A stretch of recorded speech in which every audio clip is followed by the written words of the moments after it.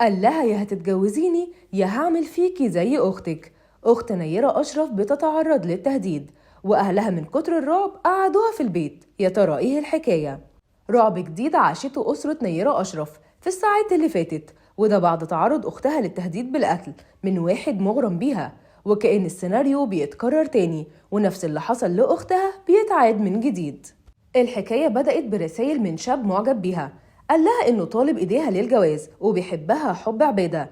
في البداية هي تجاهلت الموضوع تماما وقالت إنها رسالة عادية، لكن بدأ يبعت لقرايبها ويقول لهم نفس الكلام. وكانت الرسالة الأخيرة لوالدها بيقول له إنه هتجوز شروق غصب عنه، وإنه لو حد تاني اتجوزها هيذبحها. والكلام ده بجد مش هزار، وإنه حصل في نيرة مرة وهيحصل تاني في بنته.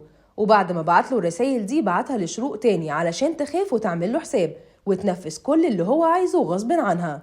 شروق ووالدها خافوا وقالوا إنهم مش هيستنوا لما الموضوع يقلب بجد، وعلى طول أخدوا إجراءات قانونية. اتوجهت شروق ببلاغ لاسم شرطة الهرم، وخلال 24 ساعة بس نجحت الأجهزة الأمنية في ضبط المتهم، اللي طلع مكرر الموضوع مع أكتر من بنت مش بس مع شروق.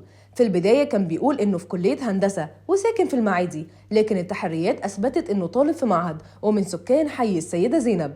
المتهم الآن ما زال قيد الحبس تمهيدا لعرضه على النيابة. الناس بعد ما سمعت الحكاية اتقسمت لرأيين. جزء شايف إن اللي حصل ده مجرد ابتزاز ولعب بعواطف أسرة نيرة، خاصة إن اللي حصل في بنتهم ما كانش سهل، ولو أكيد تم تهديدهم بيه لمرة تانية هيخافوا يعملوا له حساب. وده اللي مخلي ناس كتير تقدر تستغلهم وتهددهم بحاجة عانوا منها وفقدوا فيها بنت من بناتهم.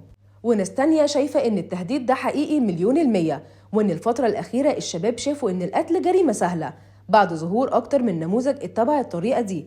لكن القانون في كل الحالات واقف ليهم بالمرصاد، وأجهزة الأمن المصرية بتاخد كل الإجراءات بأسرع وقت.